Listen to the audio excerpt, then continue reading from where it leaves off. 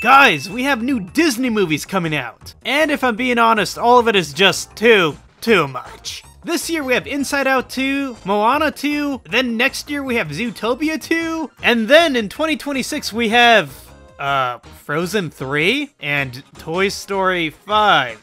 Wait, hold up.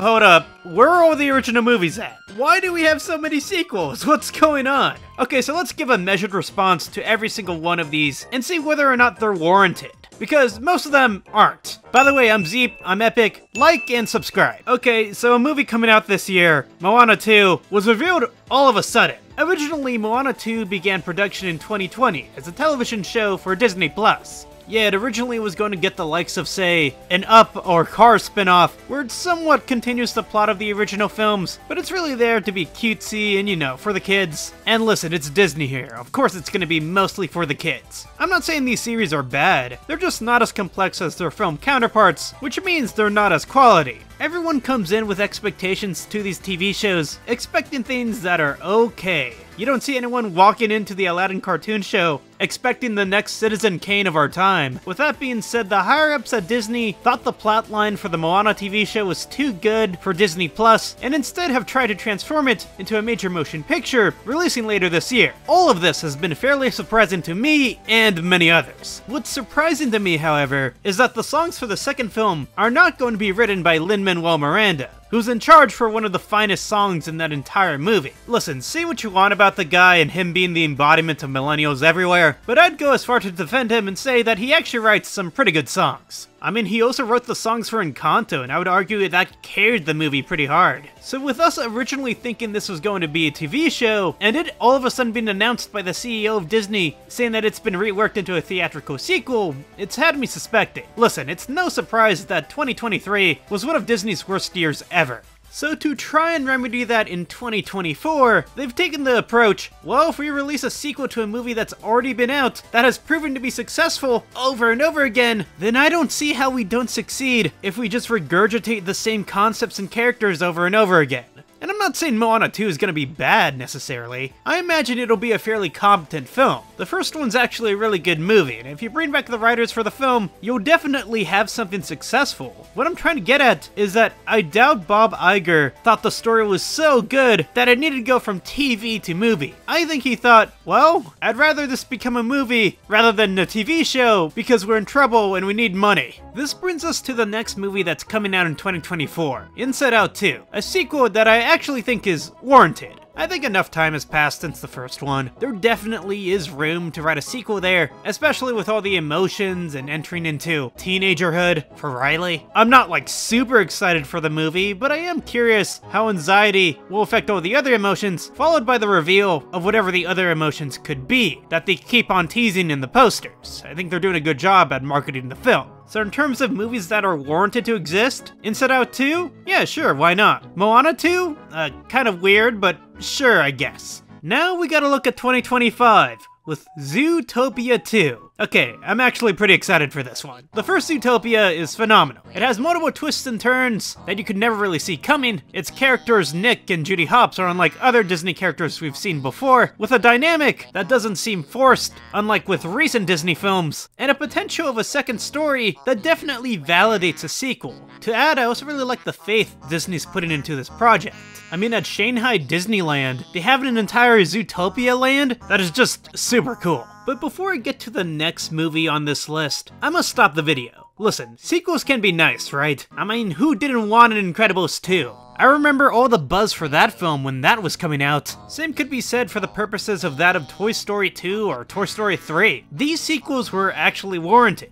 The second Toy Story is an incredible movie, and as for the third movie in the trilogy, Pixar bided its time to release the quote-unquote final film of the franchise to deliver a satisfying and an emotional end to Andy and the toys. The third film was a sequel that had so much heart to it, care to all these characters, knowing that this would be the final time many audience members who grew up with these toys would ever see from them. And then Toy Story 4 came out. 9 years after we quote-unquote said goodbye to the toys, we got a sequel that insults the third movie.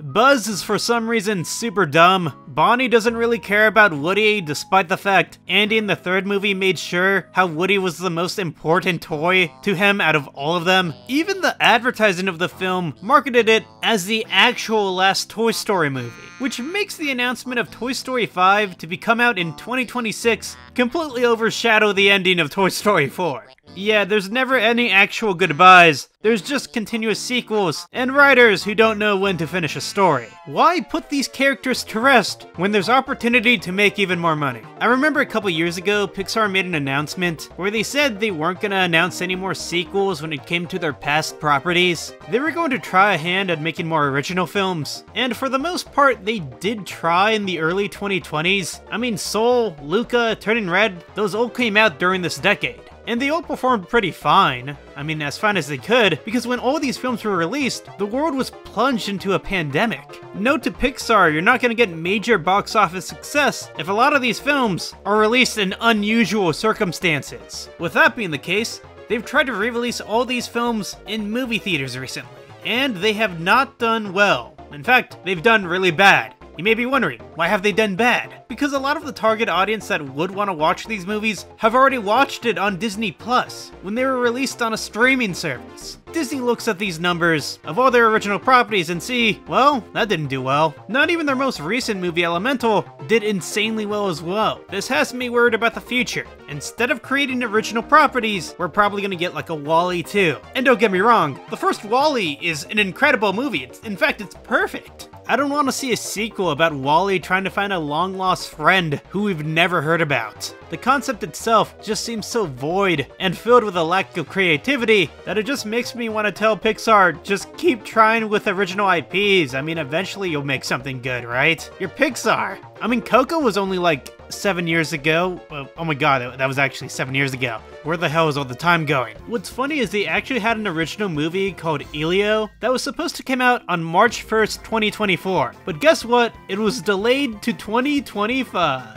Of course, part of this was because of the writer's strike, but this was also immediately after the aftermath of Elemental not performing as well as they had hoped. It makes me wonder, have they lost faith in their original properties? Are they that scared of flopping yet again? Think of Toy Story 1 when that came out. It was a big risk for Pixar to release the first CGI movie ever made. If this had failed, that would have basically been the death of CGI. But Pixar had faith. That's the difference of the Pixar of 1995 compared to the Pixar of 2024. Not only do they need more faith in their original IPs, but also the ability to write good original stories. Don't make another WALL-E, make another story as quality as WALL-E. In that case, that brings us to Frozen 3. I gotta be honest, I didn't really care for the second Frozen. The first one's okay. Correct me if I'm wrong, but I think this is the first time we actually have a third Disney princess movie that isn't straight to DVD and is actually a main theatrical movie. Dude, I don't really care. I've never had any stake in Frozen. I see people who are excited, and sure, it'll probably be fine, if not a little bit underwhelming, but it all leads me to the main thesis of this video. With all these sequels, it's just gonna make me think that audiences will eventually stop caring.